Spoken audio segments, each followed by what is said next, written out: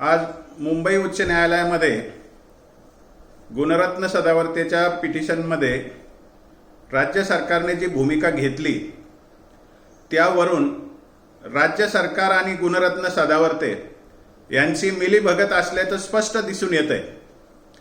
काल आमच्या 2 याचिका जेव्हा न्यायालयासमोर आल्या त्यावेळेला राज्य सरकारने 4 आठवड्याचा वेळ पाहिजे म्हणून 24 एप्रिलपर्यंत तारीख पुढे ढकलली आणि आज जेव्हा गुणरत्न सदावर्तेचं पिटिशन समोर आलं त्यावेळेला राज्य सरकारला जी खरी माहिती ती सुद्धा कोर्टाला सांगायची इच्छा झाली नाही।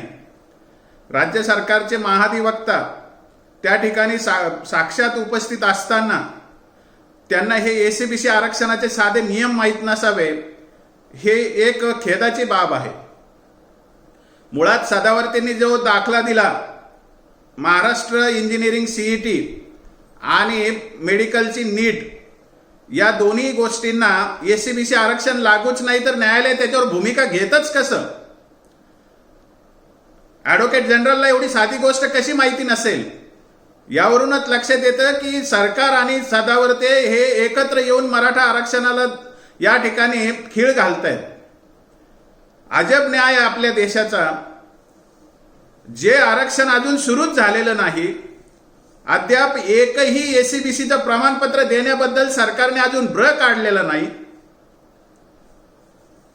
अद्याप कुठेही एसीबीसीचा फायदा मिळण्याचा कुठे अजून दुसरा असं किरण सुद्धा दिसत नाही आणि तरी सुद्धा न्यायालय भूमिका घेतं की हा सगळा जो विषय आहे आरक्षणाचा आमच्या निर्णयाच्या अधीन राहील आणि हे सगळं समोर असलेले महाधिवक्ता वीरेंद्र सराफ साहेब नुसते मूकपणे बघत राहतात। यावरून एकतर ते अज्ञानी असतील किंवा त्यांचा दुष्ट हेतू असेल हे स्पष्ट होतंय। आमच्या न्यायालयाला हा प्रश्न आहे की आपण त्यांना विचारलंय की हे आरक्षण लागू झालंय का? आरक्षणाचं एखादं एसीबीसीचं प्रमाणपत्र कोणाला दिलंय का? किंबहुना एसीबीसीचं प्रमाणपत्र देण्याची सुरुवात तरी सरकारने केली आहे का? त्याच्याबद्दलच्या सूचना तरी दिल्या आहे का?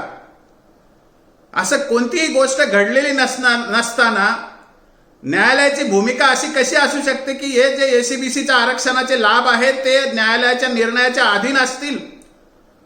खरं म्हणजे या निर्णयाने काही फरक पडला नाही प्रत्यक्षामध्ये, परंतु समाजामध्ये जो प्रचंड संभ्रम निर्माण झालेला आहे याची जबाबदारी कोणाची?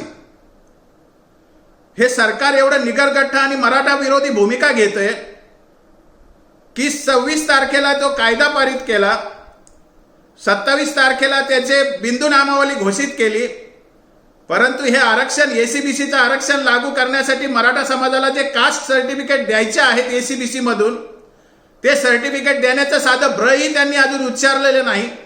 त्यांनी कुठल्याही सूचना प्रशासनाला दिलेल्या नाहीत आणि एकीकडे जाहिरातीचा भडीमार करीत आहेत। मुळामध्ये या सगळ्या जाहिराती ज्या आता निघालेल्या आहेत पोलीस भरतीच्या या ओबीसी आरक्षणापुरत्या, व्हीजेएनटी आरक्षणापुरत्या आणि एसबीसी आरक्षणापुरत्या पूर्णपणे घटनाबाह्य आहेत। सोमवारी आम्ही त्या ठिकाणी न्यायालयासमोर हजर होणार आहोत आणि हे जे घटनाबाह्य प्रकरण सरकार करतंय त्याचा पर्दाफाश आम्ही पण करणार आहोत। सदावर्त्यांना खुल्या गटाचा फार पुळका आहे, त्याला एवढं समजायला पाहिजे की खुल्या गटासाठीच आम्ही म्हणतो की आम्ही एसीबीसी मध्ये आहोत, 50%च्या आत 32% कोट्यात आहोत। आतापर्यंत 10% ईडब्ल्यूएस आरक्षण दिलं, 23 मार्च 1994 ला अवाच्या सव्वा लोकसंख्येपेक्षा दुप्पट आरक्षण दिलं। त्या आरक्षणामुळे सगळ्या खुल्या वर्गाचा मुर्दा पडलेला आहे, याच्याकडे सदावर्तेंची नजर जात नाही।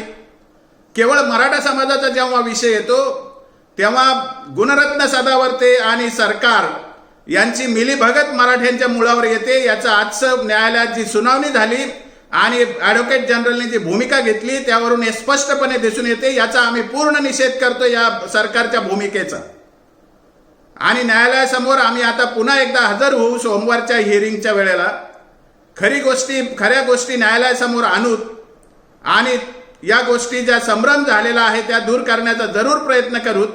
पण सरकारने जी भूमिका घेतलेली आहे की एसीबीसी आरक्षण द्यायचं आणि फायदा मात्र द्यायचा नाही, ही पूर्णपणे समाज विरोधी आणि घटना विरोधी भूमिका आहे, याची सरकारने जाणीव ठेवावी।